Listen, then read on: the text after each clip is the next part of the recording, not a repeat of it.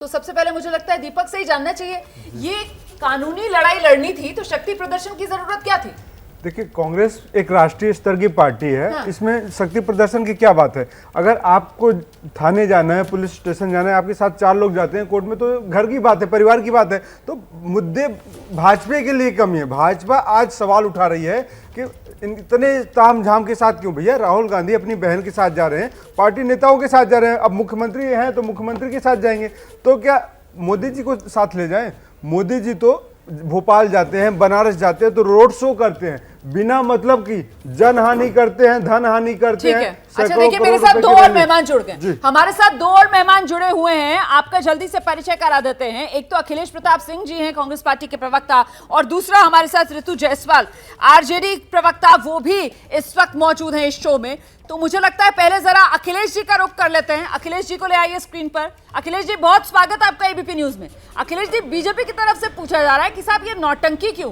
मामला अदालती कार्रवाई का, राहुल गांधी चले जाते हैं, लेकिन इतना ज्यादा पूरा का पूरा तामझाम लेकर जाना, 3 चुने हुए प्रदेशों के मुख्यमंत्री, सभी कद्दावर नेता, सर ये इतना शोर शराबा क्यों? नहीं, डरी हुई है बीजेपी, बहुत बुरी तरह से डरी हुई है, क्योंकि इनके यहाँ तो हमारे आदरणीय प्रधानमंत्री जी आते हैं, प्रोटोकॉल के तहत मुख्यमंत्री को फ्रेम में भी नहीं आने देते हैं, इसलिए इनको परेशानी होती है। गाड़ी में भी नहीं बिठाते हैं, मुख्यमंत्री पीछे पीछे भागता है प्रधानमंत्री की गाड़ी के।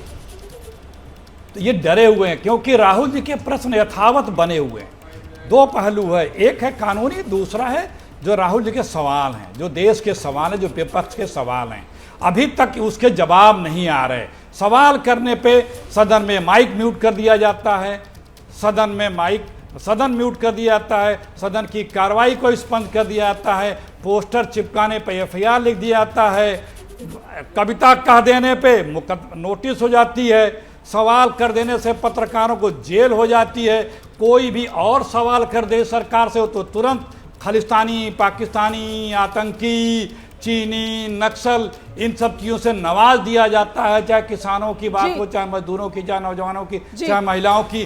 तो ये जो तानाशाही है इस देश में, लोकतंत्र की जो हत्या हो रही है, हाँ। उसका सवाल अभी भी उसी तरह अनुत्तरित है। वो सवाल कांग्रेस को या देश को चाहिए, और उस सवाल से बीजेपी बच नहीं सकती है। मैं लिए चलती हूँ ना आपकी बात। आरपी सिंह साहब हमारे साथ यही स्टूडियो में मौजूद हैं। आरपी सिंह जी, बीजेपी डर गई है क्या?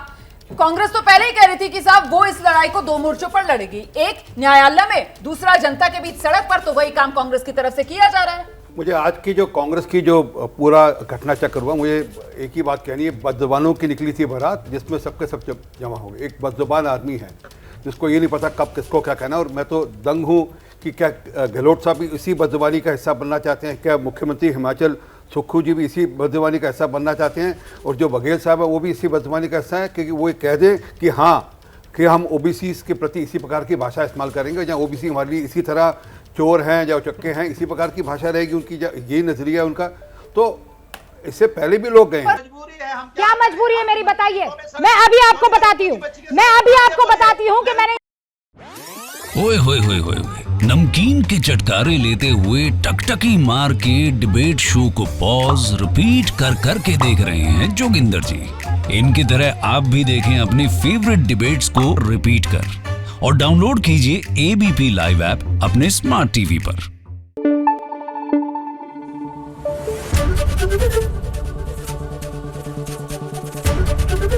एबीपी न्यूज आपको रखे आगे।